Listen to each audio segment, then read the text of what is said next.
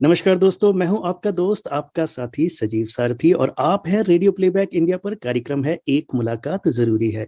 दोस्तों, जैसे कि आप जानते हैं कि एक मुलाकात जरूरी है का आज ये लास्ट लेग चल रहा है, जिसमें हम लोग इस सीजन को खत्म करने वाले हैं। और इस लास्ट लेग में हम लोग इंडस्ट्री के 7 महारथियों का इंटरव्यू ले रहे हैं। तो ये 7 महारथियों में से आज की जो हमारी मेहमान है वो है इंडस्ट्री की जानी मानी और मेरी बहुत ही पसंदीदा अभिनेत्री सीमा पावा जी। तो सीमा पावा जी जो है वो उनकी शुरुआत जो है इंडिया के पहले सोप ओपेरा हम लोग से हुई थी, और उसके बाद आज तक वो इंडस्ट्री में सक्रिय हैं बहुत जबरदस्त तरीके से। बरेली की बर्फी, शुभ मंगल सावधान जैसी ढेरों फिल्मों में आपने उनको देखा होगा। बहुत अच्छे किरदार उन्होंने निभाए हैं इन सब फिल्मों में, और बहुत सारे अवार्ड भी जीते हैं इन्होंने। अभी रिसेंटली इन्होंने अपना डायरेक्टर डेब्यू किया है राम प्रसाद की तेरहवीं के साथ। तो मैं तहे दिल से बहुत ही आनंद के साथ सीमा जी आपका स्वागत करता हूं रेडियो प्लेबैक इंडिया पर। बहुत बहुत शुक्रिया इस कार्यक्रम में आने के लिए। थैंक यू संजीव जी, मुझे भी बहुत अच्छा लग रहा है कि मैं बहुत सारे ऐसे अपने दर्शकों से जो मुझे इस वक्त सुन रहे हैं उनसे मुखातिब हो पाऊंगी। Thank you so much for inviting. Seema ji, मैं एक सबसे पहले तो एक पर्सनल कन्फेशन करना चाहूंगा। सभी लोग बोलते होंगे वैसे आपको ये, लेकिन जब मैं बहुत छोटा था, जब हम लोग देखा करते थे मंगलवार और बृहस्पतिवार को पूरी फैमिली हम लोग की बैठ के देखती थी। और हम लोग इस पूरे सीरियल के जितने भी कैरेक्टर्स थे उनसे इतने ज्यादा कनेक्टेड हो गए थे कि आप बिलीव कीजिए कि जब वो दादाजी की डेथ हुई थी हम लोग के अंदर सीरियल के अंदर, तो हमारे घर में भी खाना नहीं बना था, तो इतना हम लोग अटैच थे। और आपको जब देखते थे तो एक वो बड़की जो एक दीदी थी, हमारी एक दीदी की इमेज हमारे दिमाग में आती थी हमेशा की तरह। और मैं बहुत खुशकिस्मत हूँ कि जब मैं कॉलेज में पहुंचा तो हम लोग का एक प्ले हुआ था। आप वहाँ पे एज ए चीफ गेस्ट आए हुए थे हमारे कॉलेज फेस्ट में। और अच्छा। हाँ जी जी। और हमारे उस प्ले को फर्स्ट प्राइज मिला था आपके हाथों से। जब मैंने घर में आके बताया कि मुझे हमारे प्ले को जो है बड़की जी ने जो है अप्रिशिएट किया, उन्होंने प्राइज दिया, तो सब बहुत खुश हुए। तो अच्छा अच्छा। एक आप हमारी हमारी लाइफ की मेमोरीज का एक अहम हिस्सा रही है आप। और आज आपसे बात करते हुए हो सकता है मैं थोड़ा सा इमोशनल भी हो जाऊं, बिकॉज एक जुड़ाव जो है वो बहुत ही गहरा है, बहुत गहरा है। और जी। मैं बहुत थैंकफुल हूँ कि आपने समय निकालकर हमारे साथ इस बातचीत को के लिए समय निकाला आपने। तो सीमा जी, सबसे पहले तो मैं ये हम लोग थोड़ा सा शुरुआत से ही करते हैं। हम लोग की जो बात जब चल रही है तो हम लोग में जो आपका कैरेक्टर था वो एक बहुत ही अहम कैरेक्टर था। और जैसे कि मैंने बताया, जैसे हमारे घर में होता था, मुझे लगता है बाकी घरों में भी लोग इस तरह से अपना जुड़ाव महसूस करते थे आपकी तरफ से। तो एक इमेज आपकी जो थी, एक एक बहुत ही समझदार, एक बहुत ही एक ना प्रिंसिपल्ड एक लड़की की इमेज आपकी बन गई थी एक सबके दिमाग में। तो आपके एक्टिंग कैरियर के लिए ये जो इमेज थी ये कितनी अच्छी रही, कितनी खराब रही, ये बताइए सबसे पहले। देखिए, वो तो मुझे कभी भूल नहीं सकती है वो इमेज, क्योंकि उसके कारण मैं काफी साल तक सोशल वर्क करने लगी थी। जी। क्योंकि लोगों को उस किरदार को देख के ऐसा विश्वास हो गया था कि मैं एक बहुत बड़ी सोशल वर्कर हूँ और मैं लोगों के दुख हर सकती हूँ। तो अच्छा। बहुत सारी औरतें, बहुत सारी लड़कियां अपना घर छोड़ के मेरे पास आ गई थी कि हाँ। दीदी आप बताइए हम क्या कर सकते हैं। तो मैं भी उस समय कोई 22-23 साल की लड़की थी, मुझे भी नहीं मालूम था कि प्रॉब्लम को कैसे सॉल्व किया जाता है। मैं तो एक किरदार निभा रही थी। जी जी जी। लेकिन उन लोगों ने मुझे इतनी जल्दी मैच्योर कर दिया, इतनी सारी प्रॉब्लम्स की मुझे मालूम ही नहीं था कि हमारे हिंदुस्तान में औरतें क्या क्या चीजों से गुजर रही हैं। जी उस दौरान मुझे इतनी जल्दी ये सब बातें पता चली और मैंने काफी सारे ऐसे ऑर्गेनाइजेशन के साथ जुड़ के उन लोगों के साथ काम किया। और काफी 3 साल तक मैं सोशल वर्कर रही एक तरह से। तो मुझे नहीं लगता कि ऐसा कभी भी किरदार किसी को करने को मिलेगा जिसे सच में जीने का इतना बड़ा अवसर आपको मिले। तो मुझे वो किरदार अपने खत्म होने के बाद भी 3 साल तक कंटिन्यू करना पड़ा था एज ए पर्सनल लाइफ। जी जी। तो उस किरदार की वजह से आपको सोशल वर्क वगैरह में इन्वॉल्व होना पड़ा, कहने जी का जी जी जी मतलब। बिल्कुल। Amazing amazing really.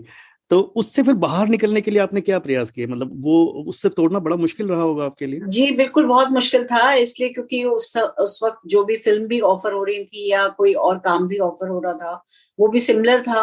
क्योंकि जी। हमारे यहाँ का चलन है कि जब हम एक चीज में किसी को देखते हैं तो हम उसका रूप बदल नहीं पाते हैं। हम्म। तो एक्टर के लिए हमेशा ये चैलेंज बना रहता है क्योंकि उसकी टाइप कास्ट होती रहती है। हम्म। और फिर मुझे बहुत स्ट्रगल ये करना पड़ा कि मुझे काफी काम छोड़ना पड़ा।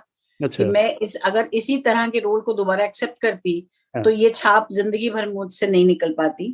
तो मैंने 2 साल गैप लेके 2 साल तक मैंने सिर्फ थिएटर किया, और जैसा कि मैंने बताया कि सोशल वर्क किया, लेकिन मैं टेलीविजन पे नहीं आई 2 साल तक।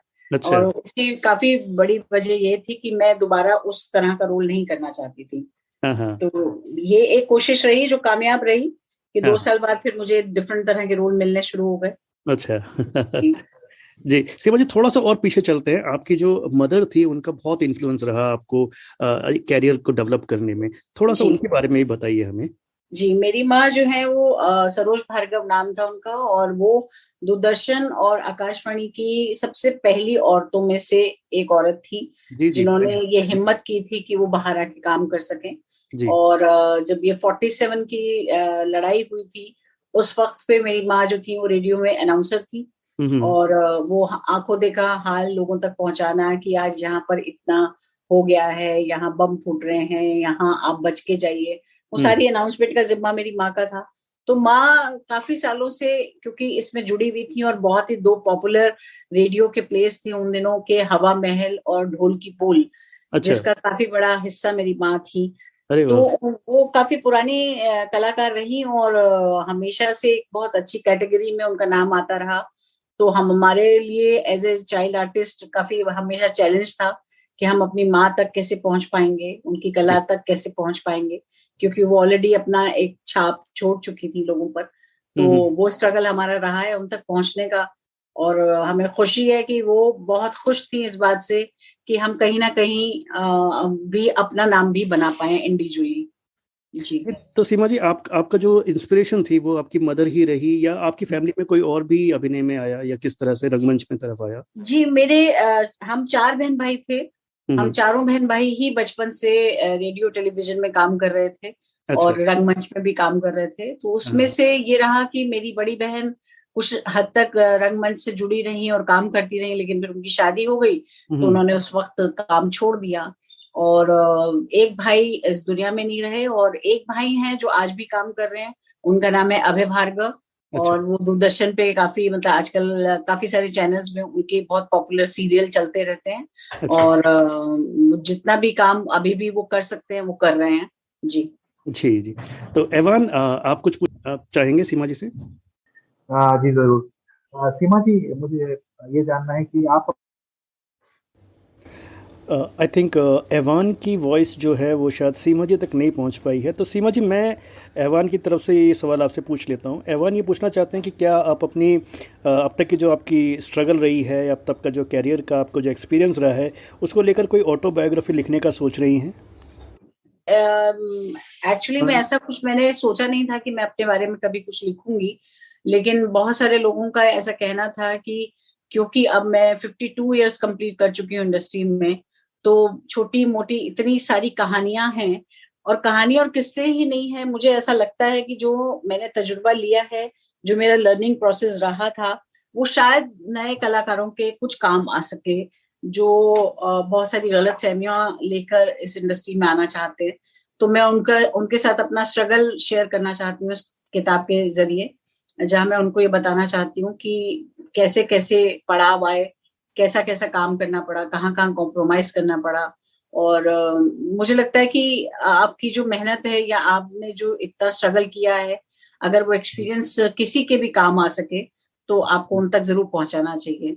और जहां तक सवाल है इस किताब के छपने का, तो वो मेरे हाथ में नहीं है। जिन पब्लिशर्स ने मुझे इन्वॉल्व किया है अपने साथ, मुझे लगता है ये काम तो उन्हीं को मालूम होगा कि वो कब ये डिसाइड करेंगे कि पब्लिश करना चाहते हैं। जी जी सीमा जी, एक बात तो पूछना चाहूंगा कि आप दिल्ली में आपका बहुत सारा समय निकला है बचपन से लेकर, क्योंकि आप बचपन से ही अभिनय कर रही हैं, और दिल्ली मुझे लगता है कि आपके दिल में कहीं ना कहीं बसी होगी। आप मुंबई में भी शिफ्ट हो गई हैं, तो कितना मिस कर रही हैं दिल्ली को? दिल्ली तो दिल्ली है। दिल्ली की तो इतनी सारी खूबियां हैं कि मतलब क्या बखान करें उसके बारे में, क्योंकि मैं तो पैदा वहां हुई हूँ। मैं दिल्ली की रौनक जानती हूँ, दिल्ली का कल्चर जानती हूँ। दिल्ली में बहुत मिठास है। दिल्ली में सबसे ज्यादा खूबसूरत चीज है वहां का पूरा जो स्ट्रक्चर है, क्योंकि बहुत बड़ी है दिल्ली। और दूसरा वहां का खाना पीना, जो कि मुझे बॉम्बे में बहुत मिस होता है। हाँ, वहां के कपड़े, वहां का कॉटन, वहां के बहुत सारी ऐसी चीजें हैं जो दिल्ली में मिस होती हैं। और सबसे बड़ी चीज जो मैं मिस करती हूँ वो है मौसम, क्योंकि जी। दिल्ली की सर्दियां, वो सबसे ज्यादा मैं बॉम्बे में मिस करती हूँ। क्योंकि दिल्ली की सर्दियों में जो रौनक होती थी सड़कों पे, और जो खूबसूरत लगते थे, मुझे लगता है हर आदमी उन दिनों बहुत खूबसूरत लगता है।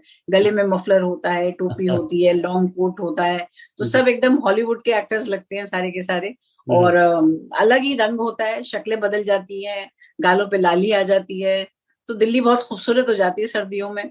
तो और रंग बिरंगी तो है ही दिल्ली। तो दिल्ली तो मैं हमेशा मिस करूंगी, बट डेफिनेटली इस शहर में आके बहुत सारी ऐसी चीजें हैं जो दिल्ली में नहीं थी, हाँ, जिसकी वजह से इस शहर ने मुझे अट्रैक्ट किया है। एक तो सबसे बड़ी चीज ये है कि काम यहाँ पर काफी प्रोफेशनली और काफी अप टू डेट है काम को लेके, क्योंकि इंडस्ट्री है यहाँ पर बॉलीवुड। और दूसरी सबसे प्लस पॉइंट यहाँ का है कि यहाँ की सिविक सेंस बहुत अच्छी है, जी, इस जी। शहर की, बम्बई शहर की, जो दिल्ली में बहुत जबरदस्त तरीके से मिसिंग है। हाँ, अगर वो कॉम्बिनेशन मिल जाए, कभी दिल्ली और बॉम्बे में ऐसा कुछ मिक्स हो जाए, तो हाँ, मुझे लगता है अगर यहाँ की सिविक सेंस दिल्ली में पहुंच जाए तो हाँ, दिल्ली जैसा खूबसूरत शहर नहीं हो सकता। पर बॉम्बे में आपको खाना पीना नहीं मिलता, आपको बहुत अच्छे कपड़े पहनने को नहीं मिलते हैं। जी। बॉम्बे में जो कल्चर है वो बहुत डिफरेंट है, बहुत प्रैक्टिकल है। आप एक फ्लैट में रहते हैं, आपको अगले फ्लैट में कौन रहता है उसके बारे में भी जानने की कोई जरूरत नहीं है। और आपकी एक प्राइवेसी है लाइफ में, एक बहुत इंडिविजुअल है आप बॉम्बे में।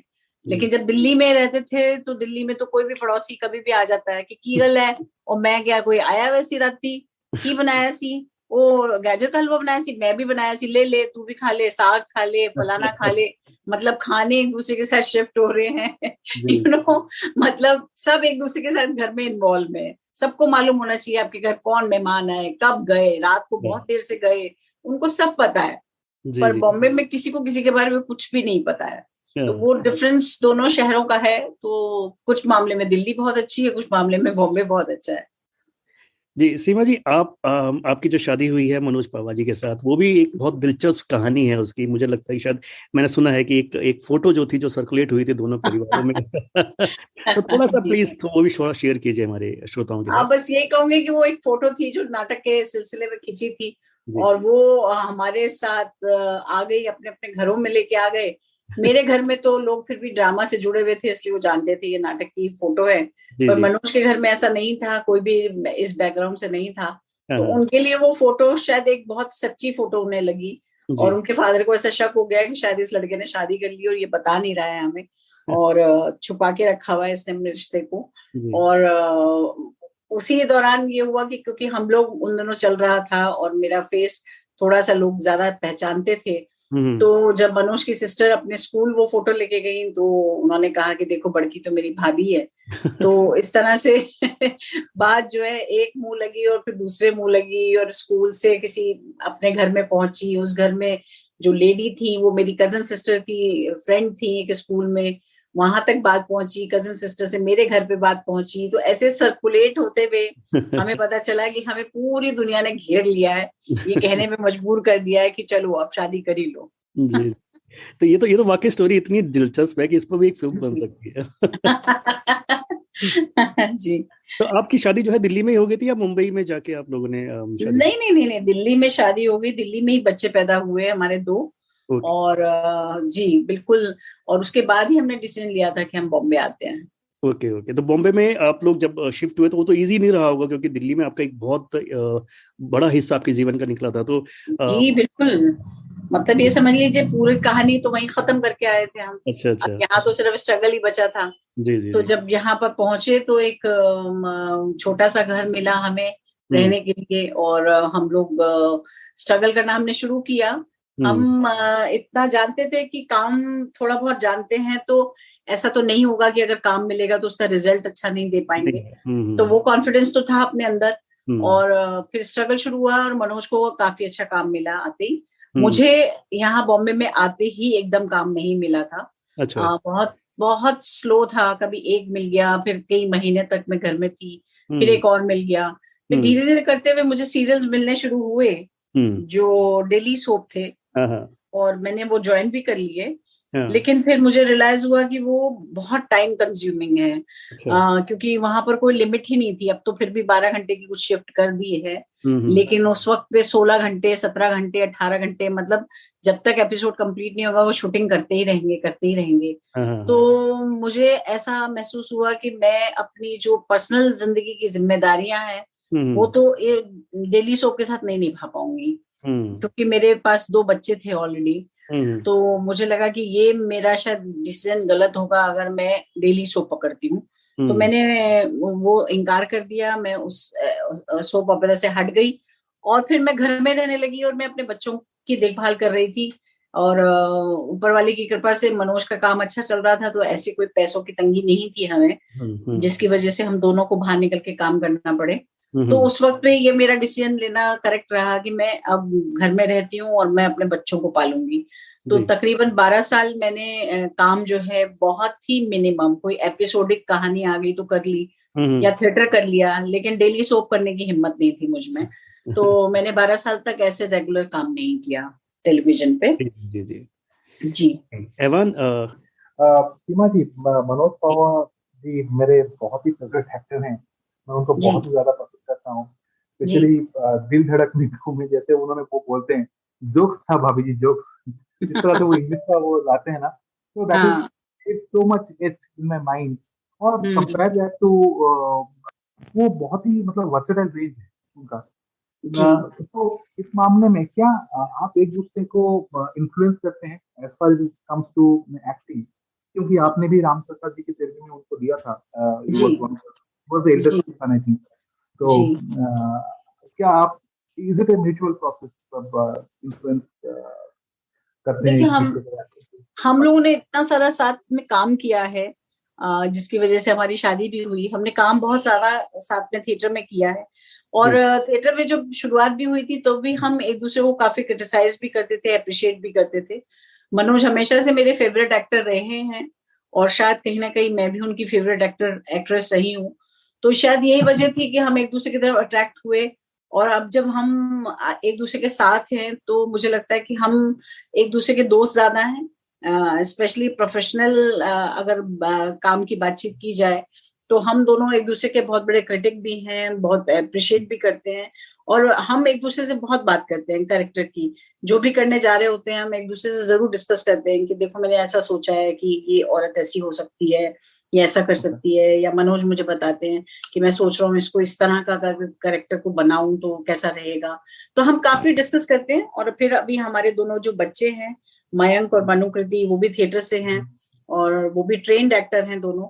तो हमारे लिए बहुत अच्छा रहता है घर में इस तरह की बातचीत होना, कि वो 2 यूथ हैं जिनका भी हमें एक कंट्रीब्यूशन मिल जाता है, और हम चारों मिलके अक्सर फिल्मों की, कैरेक्टर्स की, नाटक की बातें ही करते हैं। जब बरेली की बर्फी और सुमंगलम सावधान की तरह से किरदार आपने निभाया, क्या आप रियल लाइफ में भी ऐसे? मुझे तो लगता है आप रियल लाइफ में भी वैसे ही हैं बिल्कुल, वो झलक बिल्कुल सामने आ जाता है मेरा। नहीं नहीं नहीं, ऐसा कैसे हो सकता है? हाँ जरूर, वो कैरेक्टर करने में बहुत मजा आया है, शायद इसलिए वो ऐसे लगता है कि मैं ऐसी हूँ। पर ऑब्वियसली मतलब वैसी तो मैं नहीं हूँ बिल्कुल भी।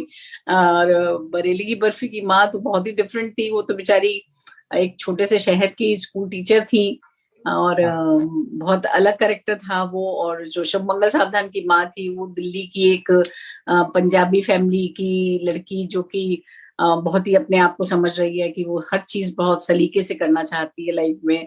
तो कैरेक्टर्स बहुत डिफरेंट थे दोनों, और मुझे करने में तो बेहद मजा आया है, इसलिए शायद लोगों तक भी पहुंचे हैं वो, और लोगों को भी पसंद आए हैं।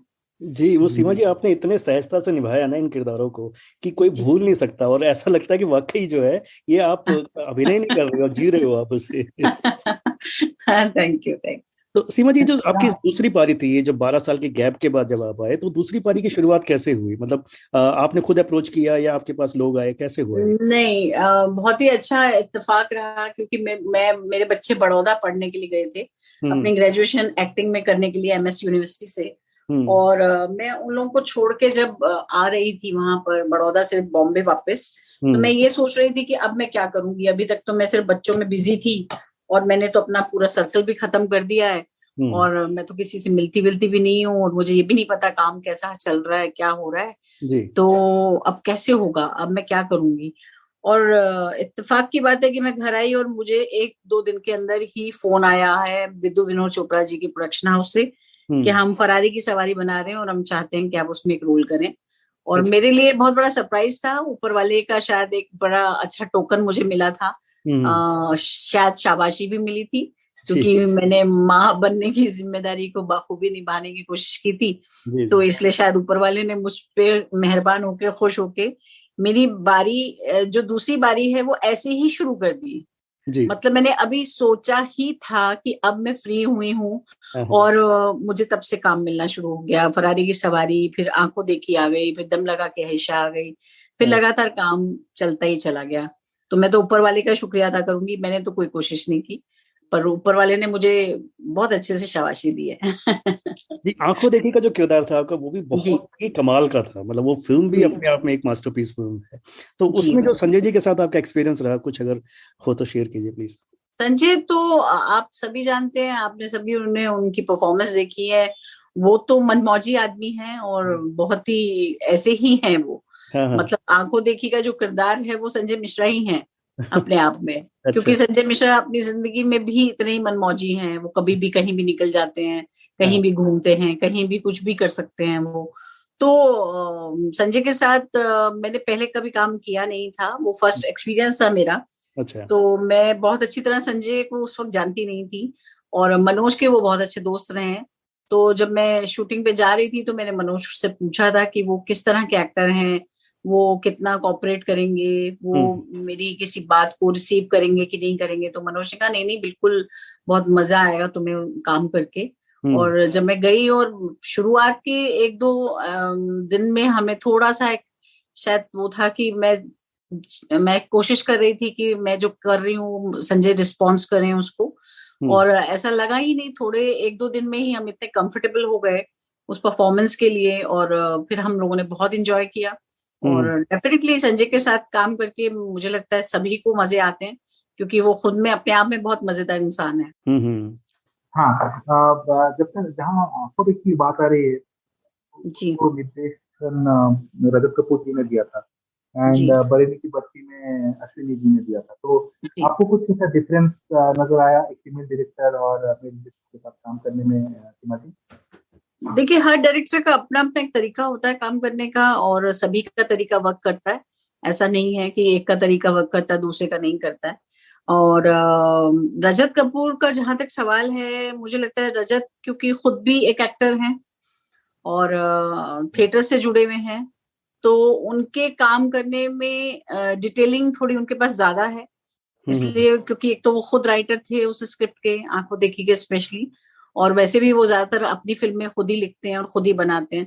तो एक राइटर होने से जो एक डायरेक्टर को फायदा होता है, जो कि मुझे भी रहा अपनी फिल्म बनाने के दौरान, कि आपके पास एक बहुत खुली छूट होती है ऑन स्पॉट कुछ भी इम्प्रोवाइज करने की। और आप क्योंकि उन कैरेक्टर्स को बखूबी जानते हैं, क्योंकि आप ही ने तो लिखे हैं, तो इसलिए वो आप उन कैरेक्टर्स को जो कलाकार जी रहा है उसके साथ आप उसको एक्सप्लेन बहुत अच्छा करते हैं वो कैरेक्टर, क्योंकि वो आप उसको बेहतर जानते हैं। तो रजत के साथ जब हम कर रहे थे आंखों देखी, तो मुझे लगा कि सबसे प्लस पॉइंट ही रजत के पास ये था कि वो खुद राइटर थे और वो खुद एक्टर भी थे। तो बहुत जल्दी वो समझ रहे थे कि हम किस तरह का ग्राफ बनाना चाह रहे हैं, हम किस तरह का कैरेक्टर बनाना चाह रहे हैं। तो हमारे और उनके बीच में एक रैपो बहुत अच्छा था, क्योंकि मैं भी थिएटर से हूँ और संजय मिश्रा भी एनएसडी पास आउट हैं, और तो हमारे जल्दी से रैपो एक बन गया। और जहां तक सवाल है अश्विनी का, अश्विनी बहुत ही सुलझी हुई डायरेक्टर है, बहुत ही सिंसियर डायरेक्टर हैं, और बहुत ही मतलब बहुत मस्त कहना चाहिए कि बहुत सेट पे बहुत ही बड़ा अच्छा माहौल रहता है उनके सेट पे। और क्योंकि उनके हस्बैंड की लिखी हुई स्क्रिप्ट थी नितेश जी की, और उनसे वो सलाह लेती थी या जो भी उनकी बातचीत हुई थी, उन्होंने भी लिबर्टी तो काफी दी है हमें, बट जैसे कि एक थिन लाइन है कि जैसे कि डिस्कशंस के तौर पे बहुत बातचीत हम नहीं कर पाएंगे ऐसे डायरेक्टर के साथ जिसने वो लिखा ना हो। जी जी उसका अपना एक विजन हो सकता है पर उसकी लैंग्वेज नहीं हो सकती। बिल्कुल, हाँ। इसमें एक फर्क है। जी जी तो रजत के पास लैंग्वेज भी थी, अश्विनी के पास लैंग्वेज नहीं थी, अश्विनी के पास थॉट था। और था, यस। तो ये दोनों में मैं डिफरेंस कह सकती हूँ जो था। जी तो सीमा जी, ये आपने जब निर्देशन में आने का सोचा, तो ये आपने फिल्म के लिए सोचा राम प्रसाद की 13वीं, तो ये यही आइडिया क्यों, मतलब यही फिल्म क्यों, ये आइडिया आपको आया कैसे, और ये कहानी आपकी किस तरह से आप इस कहानी से जुड़े हुए हो? थोड़ा सा ये बताइए। बहुत जी अलग स्क्रिप्ट आपने लिया है ना? देखिए, एक्चुअली में सबसे पहले तो शुरुआत इस बात से हुई थी कि आंखों देखी के बाद मुझे कोई किरदार ऐसा नहीं मिल रहा था जिसमें मुझे बहुत ज्यादा सेटिस्फेक्शन हो। अच्छा।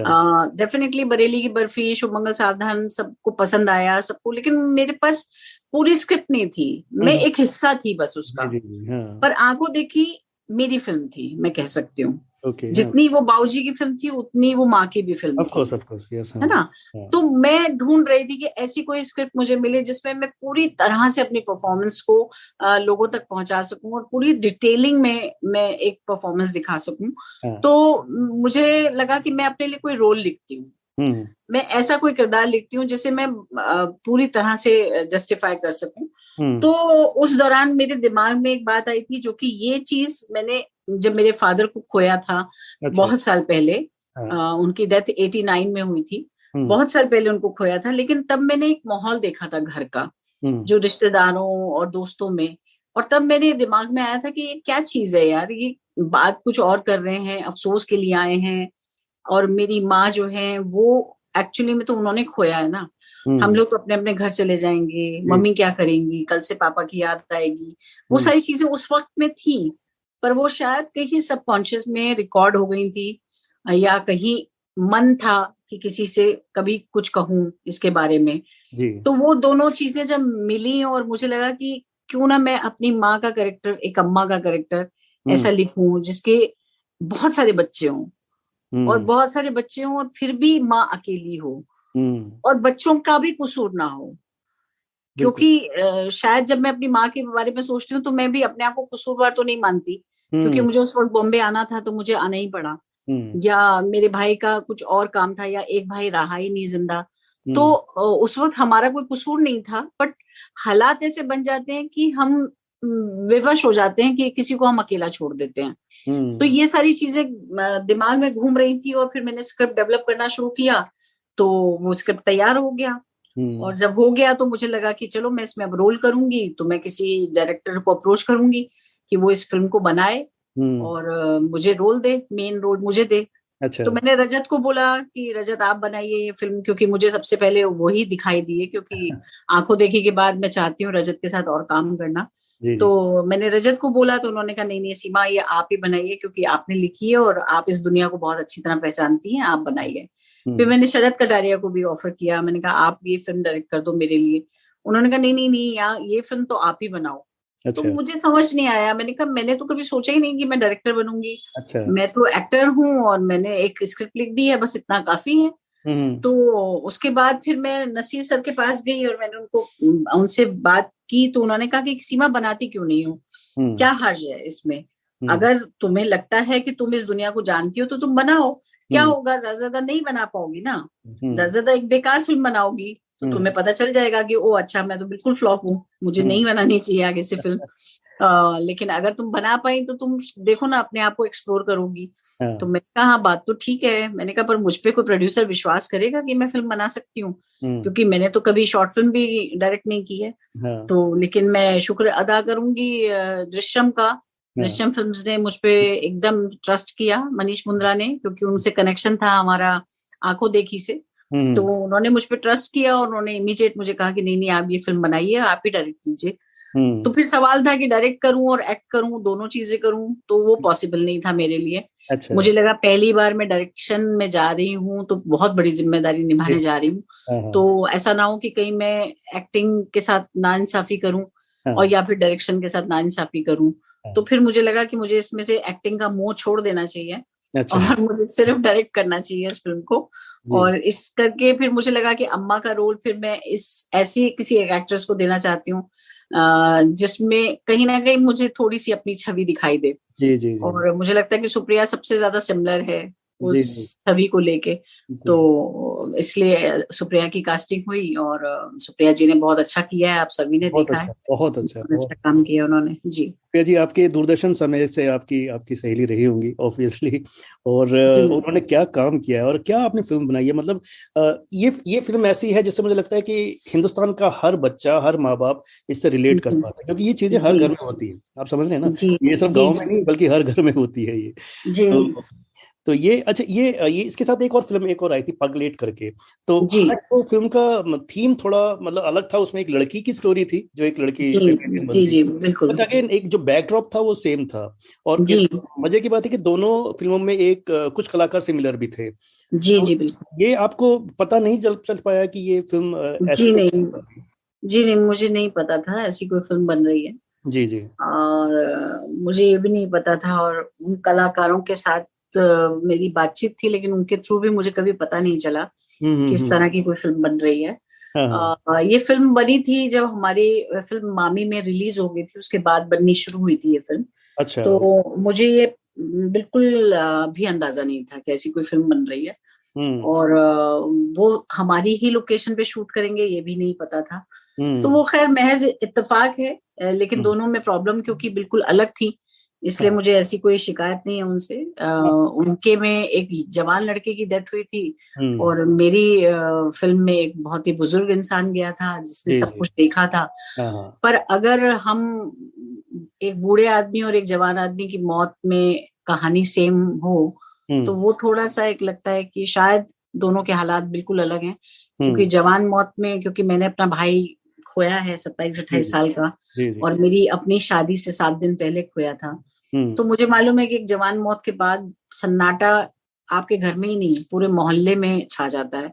हम्म। क्योंकि मोहल्ला भी रेडियो नहीं बजा रहा था उन दिनों, क्योंकि ये सोच जी के कि यार एक जवान मौत हो गई है, बहुत एग्जैक्टली। बुरी बात है ये। तो हम्म। वो थोड़ा सा अलग है उनका, उनकी फिल्म का सोच भी बहुत अलग था। और हमारी फिल्म में क्योंकि एक बुजुर्ग आदमी मरा था, तो हंसी मजाक कोई बहुत बड़ी बात नहीं थी। हम्म तो वो दोनों फिल्में बहुत अलग हैं हम्म। जी जी, अब एक आपकी जो नई जनरेशन है वो भी फिल्मों की तरफ, जैसे आपने बताया कि उन्होंने ऑलरेडी एक्टिंग का कोर्स किए हुए हैं, और मनु मनु जी जो है वो ऑलरेडी डेब्यू कर चुकी है अपना जी अ, जी जी ये मर्द बेचारा फिल्म से। तो जी। इनको आप किस तरफ जाते हुए देखते हैं, मतलब ये क्या एक नई पीढ़ी को रिप्रेजेंट करेंगे, या किस तरह से आप इनको, इनकी जो परवरिश आपने बहुत अच्छी तरीके से करी है, इनको लेकर आपकी क्या उम्मीदें हैं और क्या आप प्लान कर रहे हैं? देखिए, मैं इतना कहूंगी कि एक तो जहां तक सिखाने का या सीखने का सवाल है, जी उसमें तो मुझे मालूम है कि चलिए हमने अपनी पूरी एड़ी चोटी का जोर लगा दिया है, जो कुछ हाँ भी हम हाँ। उन्हें दे सकते थे। जी जी। और उन बच्चों ने भी मेहनत करके वहां तक चीजें हासिल कर ली हैं। मेरा हाँ बेटा मास्टर्स करके आया है लंदन से, हाँ तो डायरेक्शन में। तो हाँ। वो अपनी अपनी चीजें तो सीख चुके हैं। जी पर अब आगे जो डेस्टिनी उनसे क्या करवाना चाहेगी, ये तो वक्त ही बताएगा जी जी कि वो जी कहाँ तक पहुंचेंगे। बस इतना भरोसा जरूर है कि जब करेंगे कोई अच्छा काम ही करेंगे, जी। क्योंकि दोनों टैलेंटेड हैं मेरा और ये पूछना था दोनों कि अपना काम जानते हैं। मैं ये पूछ रहा था कि आप क्या कुछ ऐसा लिखने वाले हैं जिसको आपका बेटा डायरेक्ट करे और बेटी उसमें अभिनय करे, कुछ ऐसा प्लान है? मैं नेक्स्ट फिल्म जो मैंने लिखी है वो मेरे बेटे के साथ ही मिलके लिखी है। अरे वाह। जी हाँ, वो को राइटर है और वो ही मेरा एसोसिएट डायरेक्टर भी रहेगा उस फिल्म में। अच्छा। क्योंकि हाँ, मैं क्योंकि मुझे लगा कि एक मेरे साथ एक बिल्कुल यंग एक इंसान, एक डायरेक्टर हम्म। रहेगा, तो एक बहुत अलग विजन मिलेगा मुझे, जी जी जी। हाँ जो हाँ। शायद एक उम्र तक आप एक ही चीजें देख पाते हैं, जी पर जी। कई बार कुछ पहलू रह जाते हैं। तो वो हाँ अगर किसी यूथ की नजर से मिलेंगे तो वो अलग ही बात होगी उसकी। तो बिल्कुल। इसलिए हम दोनों मिलके काम कर रहे हैं अभी जी। तो मैं ये जानना चाहता था कि आपने जब हम लोग में काम किया था, वासुदेव जी डायरेक्टर थे उनपे, जी एंड काफी गैप के बाद फिर बरेली की बर्फी, सुमंगल सावधान, आपको देखी जैसे फिल्मों में काम किया। तो जी। आप इस बड़े से गैप के दौरान आपने कुछ क्रिएटिव डिफरेंसेस नोट किया अप्रोचेस में डायरेक्शन के साथ? और अगर आप खुद को एक डायरेक्टर की मतलब पोजीशन में लेते हैं, तो किन्होंने आपको ज्यादा प्रेरित किया? किन फिल्मों ने प्रेरित किया है? मेरा मतलब है कि हम लोग के वासुदेव जी ने आपको ज्यादा प्रेरित किया था, या अभी के नए जमाने के डायरेक्टर्स जैसे रजत जी हो या अश्विनी जी हो? देखिए, ये तो कहना थोड़ा मुश्किल होगा, इसलिए क्योंकि हर जमाने के साथ साथ बहुत सारे अप्रोचेस बदलते हैं।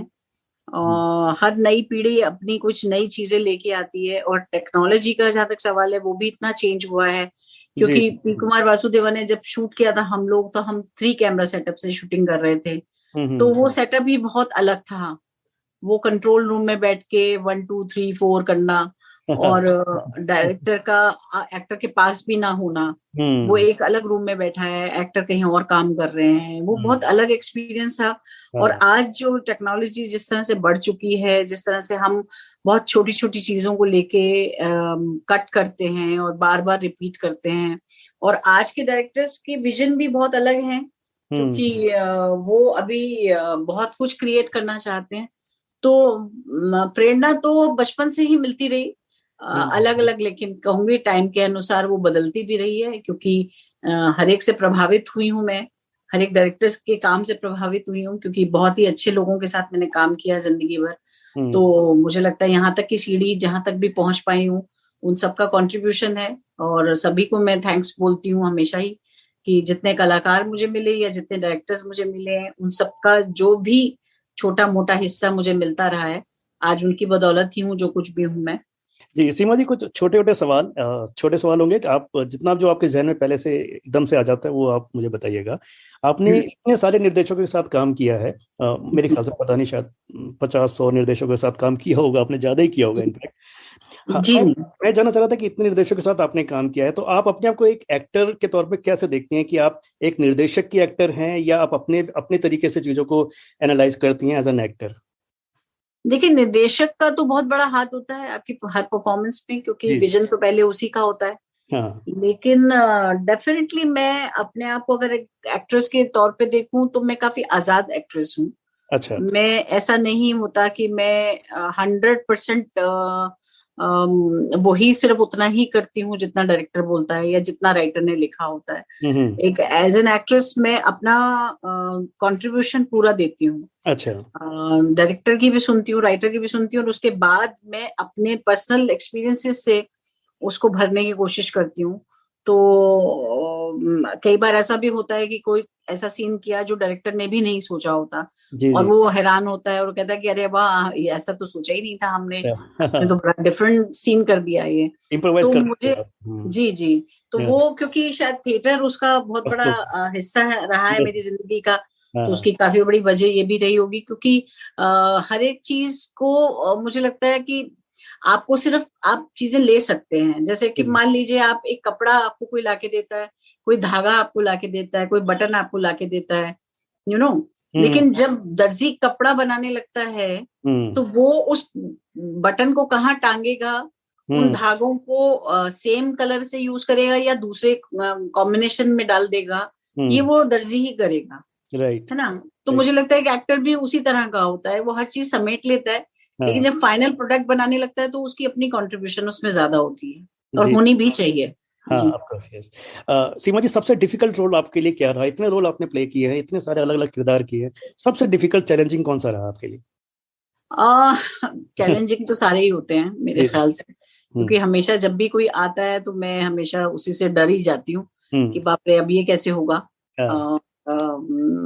लेकिन अभी तक ऐसा तो नहीं हुआ कि किसी से मैं बहुत डर गई कि अब ये कैसे होगा, क्योंकि शायद सालों से प्रैक्टिस रही है उस चीज को समझ के और ब्रेक करके करने की।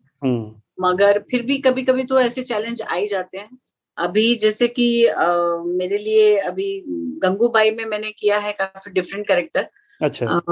जी, उसमें कोशिश की है मैंने, क्योंकि बहुत डिटेलिंग तो आजकल की फिल्मों में नहीं होती है किसी भी किरदार की। जी जी। पर वो जितनी भी इंफॉर्मेशन थी उस कैरेक्टर के थ्रू जो मुझे मिली या संजय जी के थ्रू मुझे मिली हैं, उसे मैंने पूरी तरह से डालने की कोशिश की है। और चैलेंज तो एक्चुअली में वो हो जाता है जहां आप ऑडियंस के इमेज को ब्रेक करते हैं। राइट। वो एक एक्टर के लिए एक चैलेंज होता है, बाकी तो शायद उसकी प्रैक्टिस में ऐसी सब चीजें हैं। तो अगर वो डर गया तो फिर समझो मर गया। अच्छा, सबसे आपके पसंदीदा को एक्टर जिनके साथ आप बहुत एंजॉय करते हैं काम करते हुए, apart from Manoj Babu of course? मुझे बहुत अच्छा लगता है काम करना नसीर साहब के साथ। अरे वाह, क्या बात। जी, मुझे हमेशा, मैंने उनके साथ एक प्ले किया है जिसमें मैं उनकी वाइफ का रोल करती हूँ, संक्रमण नाम का नाटक है। अच्छा। मैंने उनके साथ बहुत एंजॉय किया, स्टेज पर उनके साथ आना और उनके साथ एक किसी रोल को निभाना एक बहुत चैलेंज भी है और बहुत इंटरेस्टिंग भी है, क्योंकि आप हमेशा एक उसमें रहेंगे कि आपके सामने जो आदमी है वो कुछ और करने वाला है। जी जी जी। वो इतना सरप्राइज देने वाला है कि आपको भी नहीं पता, तो हाँ। आप भी उतने ही सरप्राइज देने के लिए तैयार रहते हैं। तो एक एक्टर के लिए हमेशा अलर्ट रहना, हमेशा अपने रोल को हमेशा आगे बढ़ाते रहना, वो एक चैलेंज बहुत खूबसूरत होता है। पर अगर एक ऐसा एक्टर आपके साथ है जिसके बारे में आप सब जानते हैं कि हाँ इससे ज्यादा नहीं कर पाएगा ये यही करेगा, अच्छा देख लिया, इसकी रिहर्सल देख ली, अब यही करेगा ये, वो मुझे सरप्राइज नहीं दे रहा है, तो मुझे लगता है कि वो को एक्टर मेरे लिए बहुत मजेदार नहीं होते हैं। मुझे हमेशा चैलेंज वाले एक्टर ज्यादा पसंद है जो मुझे भी हमेशा ऑन टोज रखें। जी सीमा जी, आपने रंगमंच बहुत एक्सटेंसिवली किया है, तो कोई आपका फेवरेट प्ले जिसको करते हुए आपको आप अभी भी आप उसकी यादों में आपकी यादों में रहता है वो प्ले जो आप बहुत एंजॉय जिसे आपने किया स्टेज पे? जी, मंजुल भगत एक राइटर रही है, उनका लिखा हुआ अनारो प्ले था। अच्छा। जो कि शायद मेरे दिल के बहुत ही पास था और उसके बहुत ज्यादा शोज मैंने किए हैं और वो परफॉर्मेंस मुझे अभी भी बार बार ऐसा मन करता है कि मैं करूं उसे दोबारा। और बहुत खूबसूरत नाटक था वो। जी, बहुत जी। सारे शोज किए मैंने उसके दिल्ली में। अच्छा। वो मेरा फेवरेट कैरेक्टर है। अच्छा, कोई ऐसा रोल जो आपका ड्रीम रोल कह सकते हैं कि जो आप प्ले करना चाहते हो, कोई पुरानी एक्ट्रेस ने जो किया हो, आप क्या चाहते हैं कि ये काश मैं ये कर पाती या करती या करूं, ऐसा कुछ? नहीं, ऐसा नहीं है कि किसी किरदार को किसी एक्ट्रेस ने किया है और मैं कहती मुझे दे देते तो मैं करती। मुझे लगता है उसी के लिए लिखा था, उन्होंने ही किया होगा। बट डेफिनेटली ड्रीम रोल्स तो कभी खत्म होते ही नहीं है एक्टर्स के। मैं तो हर एक तरह के शेड्स चाहती हूँ। मुझे बहुत कम लोगों ने नेगेटिव रोल में देखा है। तो मैं चाहती हूँ कोई मुझे चैलेंज दे नेगेटिव रोल के लिए, कोई स्ट्रॉन्ग औरत के लिए, कोई इस तरह की बहुत ही खराब औरत जो, तो वो मेरे लिए बहुत बड़ा चैलेंज होगा और कि लोगों तक मैं उसको पहुंचा सकूं और लोग मुझे एक्सेप्ट भी कर सकें। तो ड्रीम रोल तो ढूंढ रही हूँ, अभी मिला नहीं है। जी सीमा जी, इतने सारे कॉम्प्लीमेंट्स आपको मिले होंगे, कोई ऐसा कॉम्प्लीमेंट जो आपको आज भी याद है? एक्चुअली मैं कॉम्प्लीमेंट मुझे सबसे ज्यादा अगर याद आता है तो ये अनारो नाटक का ही याद आता है। अच्छा। इसलिए क्योंकि जब इसमें एक काम वाली बाई का रोल मैंने किया था और वहां पर एक लेडी आई थी देखने के लिए प्ले। अच्छा। और उसने आके पीछे मुझे गले लगाया और उसने कहा कि मैं भी अपने बच्चों को झूठन नहीं खिला पाती हूँ। अच्छा। तो मैं समझ नहीं पाई थी क्या बोल रही है ये औरत मुझे। और उसके बाद जब वो चली गई तो मैं याद करती रही, मैंने कहा ओ इसको मुझ पे इतना विश्वास सा रहा कि मैं भी शायद वही जिंदगी जी रही हूँ। और ये अपनी छोटी सी कहानी मुझे सुना के भी चली गई एक लाइन में क्या बात, एक लाइन में कि मैं भी झूठन नहीं खिला पाती हूँ। क्या बात है, ब्यूटीफुल। तो जी सीमा जी, कोई ऐसा गाना जिससे माँ की याद आती हो? अरे माँ की याद तो गाने के लिए थोड़ी आती है। माँ की याद तो हर गाना सुनते हुए माँ एक ऐसी चीज होती है उसकी याद तो हमेशा ही आती है। फिर भी मतलब तारे ज़मीं का गाना ऐसा है कि वो तो आप सुन ही नहीं पाते हैं। वो जब भी सुनते हैं आपके सामने बहुत सारी इमेजेस माँ की, बहुत सारी चीजें ऐसी घूम जाती हैं। बहुत खूबसूरत लिखा है प्रसून जोशी जी ने वो गाना और बहुत खूबसूरत गाना है वो माँ के ऊपर। जी, कोई और ऐसा गाना जो आपके साथ हमेशा रहता हो, जिसको आप कभी भी सुन सकते हो, जिसको जब भी सुनते हो आपको इंस्पिरेशन मिलती है, कुछ ऐसा गाना? ऐसा गाना एक्चुअली मुझे ऐसा इंस्पिरेशन मिलती है ऐसा तो नहीं, पर हाँ मेरे फेवरेट गाने हैं, गाइड फिल्म का गाना है। दिन ढल जाए रात ना जाए। मतलब मुझे ऑल टाइम फेवरेट है मेरा वो। बहुत सारे गाने हैं, मतलब उस एरा के गाने जितने भी हैं उनमें तो मतलब चॉइस करना ही मुश्किल है। बहुत खूबसूरत गाने उन दिनों लिखे जाते थे। तो उस वक्त के तो बहुत सारे गाने हैं। जी सीमा जी, थोड़ा सा गुनगुना दीजिए हमारे लिए। अरे बाप रे, नहीं नहीं नहीं, नहीं, ये काम नहीं आता मुझे। ये काम नहीं कर पाऊंगी, बाकी सब करवा लीजिए। हाँ जी। अच्छा, ओके। सीमा जी, एक बार फिर से आपका बहुत बहुत तहे दिल से धन्यवाद, आपने इतनी सारी बातें हम लोगों से शेयर की। Thank you so much. बहुत मजा आया आपसे बात करके।